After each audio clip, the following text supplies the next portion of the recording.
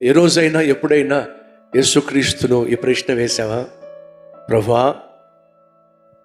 నువ్వు బహు పరిశుద్ధుడు కదా, నువ్వు బహు సౌందర్యము కలిగిన వాడివి కదా, 10,000ల్లో అతి ప్రియమైన వాడివి, బహుకాంక్షణీయుడు కదా.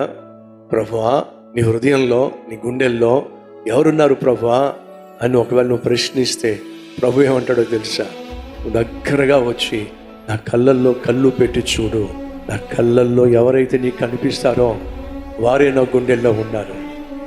ఇప్పుడు చెప్పండి, నువ్వు యేసయ్యకు దగ్గరగా దగ్గరగా దగ్గరగా ఎంత దగ్గరగా వస్తే అంత స్పష్టంగా నీకు అర్థమవుతుంది యేసయ్య గుండె నిండా నువ్వే ఉన్నావని, నువ్వే ఉంటావని.